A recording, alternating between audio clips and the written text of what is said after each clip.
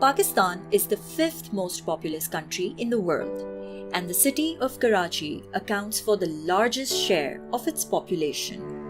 It is here, in the heart of Karachi, where the AKUH University Hospital, Pakistan is located.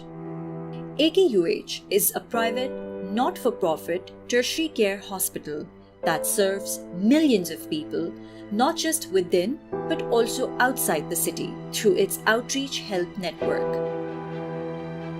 In late 2019, the global healthcare landscape was about to change.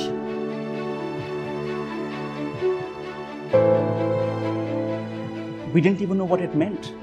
This was just another infection in a place far away from us. We didn't know what the symptomatology was going to be. We didn't know what the right treatment was. We did not know if it's going to come as well. So it was not a when, it was more of an if it's going to come. Infection control already has a process where we identify the global epidemics, and this was also identified in 2019. We had a collaborative exercise, a tabletop exercise with Johns Hopkins Hospital, where we started planning for pandemics in case the pandemic would come. The other hospital in the city always look at us as far as nursing training is concerned and the best practices implementation. So we provided the training to the nurses of other hospital how to deal with the COVID patients. We had set up a command center, which we call the COVID command. It was a multidisciplinary group, and they were meeting on a daily basis during that pandemic initially, and then they continued to tweak our plan and response wherever it was required, and that actually helped us taking right decision at the right time.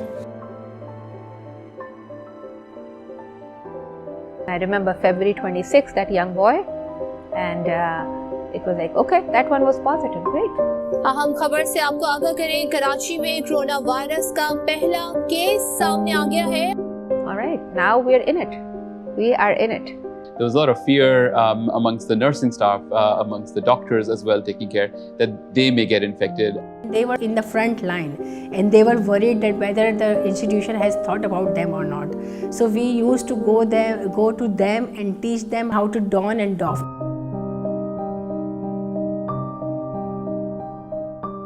Remember, the one thing which was very, very clear is safety of our staff was primary. One of the biggest things that the university did was come in with very employee-friendly policies. The fact that you could get free access to care, free access to testing and assessment, not just for yourself but also for your dependents if God forbid somebody got COVID. People were asked to stay home and essentially stay away from the pandemic, whereas we as doctors, nurses and other healthcare workers, we went towards the pandemic to face it head on. So being the responsible department managing the supply chain operations of healthcare institution and supporting the frontline workers, our responsibility was to handle those challenges. And I recall in few cases the prices were increased up to 500%. Buying those important PPEs, critical supplies, medications, food supplies. How do each one of us remember in our day-to-day life whether we are safe enough to come into work, whether we are feeling well enough to come into work? So we started by creating something that we call a Sehat Check app. It's a very small little program looking at the most common symptom that somebody with COVID could have.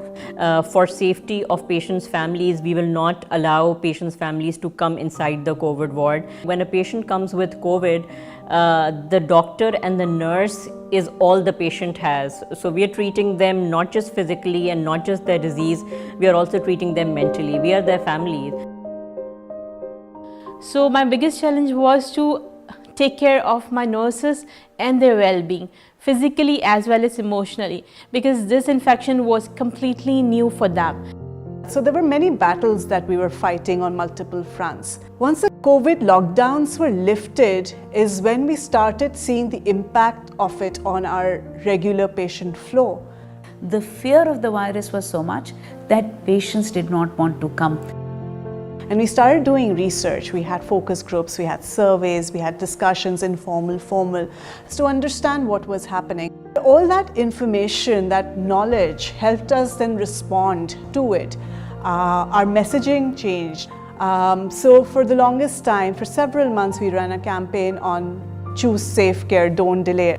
Reminding them that delaying care is not an option because there are other diseases that are causing harm. And through this, we were successful in increasing occupancy by 30 percentage points. There were committees working and coordinating with other countries like in Afghanistan, in Syria, in Kenya, in Tajikistan, in many other parts of the world where AKU or AKDN entities were actually working. So we were coordinating and collaborating very well, learning from each other's experiences and responding to the COVID situations in respective countries. One day, we got a call from government officials that the vaccines are arriving and that we will be the only private hospital in the entire country to participate in a public vaccination campaign. We received the first tranche of vaccines. I still remember it. We came in a cooler and I literally opened it and took it out of the box and held it just to see that, okay, it is real, the vaccines are here. As of now, almost all our staff and students are vaccinated against COVID. We saw the power of people. We saw the enthusiasm, how self gets a lower priority over the greater good. Honestly speaking, life, I think this pandemic has taught not the nurses, but I think everyone about the importance and the value of the life.